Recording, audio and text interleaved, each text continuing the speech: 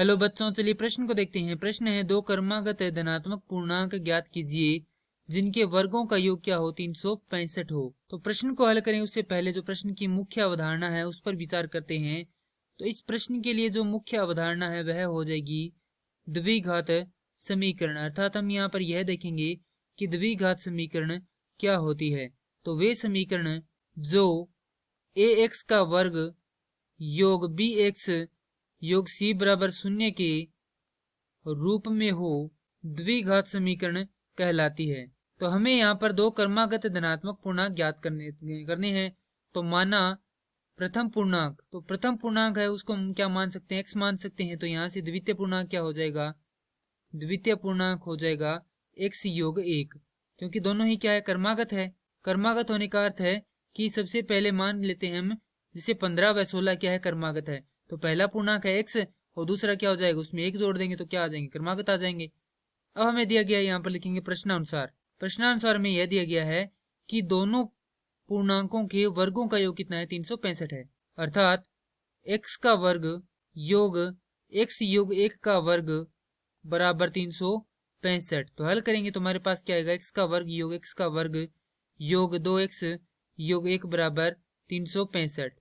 तो यहाँ से आ जाएगा 2x का वर्ग योग 2x घटाव 364, क्योंकि 365 का इधर क्या कर दिया, पक्षांतरण कर दिया, तो बराबर क्या जाएगा, 0 आ जाएगा।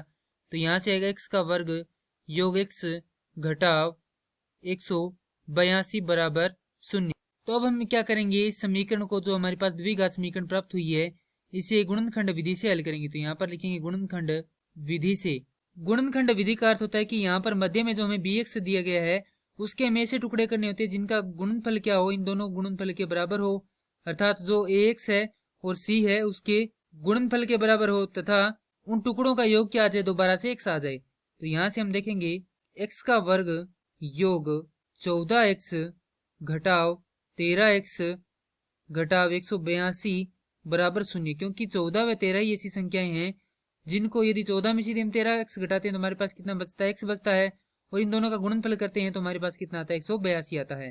तो यहाँ से हमें देखें तो x उभयनिष्ठ है, तो x योग 14 घटाव 13, तो अंदर क्या बच जाएगा यहाँ पर, क्योंकि 13 उभयनिष्ठ इन दोनों में, तो x योग 14 बराबर 0। तो x योग 14 क्या आ जाएगा, दोनों से उभयनिष्ठ आ जाएगा, अंदर क्या बचेगा, x घटाव 13 बराबर 0। या तो x योग 14 बराबर 0 होगा या क्या होगा, x योग घटाव 13 बराबर क्या होगा, 0 होगा। तो यहाँ से हम देखें यदि x योग 14 बराबर 0 है तो x का मान कितना है, ऋणात्मक 14 आएगा, क्योंकि यह क्या है, एक धनात्मक पूर्णांक है, तो यह क्या होगा, हमारा उत्तर नहीं होगा। तो यहाँ से x घटाव 13 बराबर क्या होगा, 0 के बराबर होगा। तो x बराबर कितना आ जाएगा, 13 आ जाएगा। अर्थात प्रथम पूर्णांक होगा 13 और द्वितीय पूर्णांक होगा 14, क्योंकि 13 और 1 कितने होते हैं, 14 होते हैं।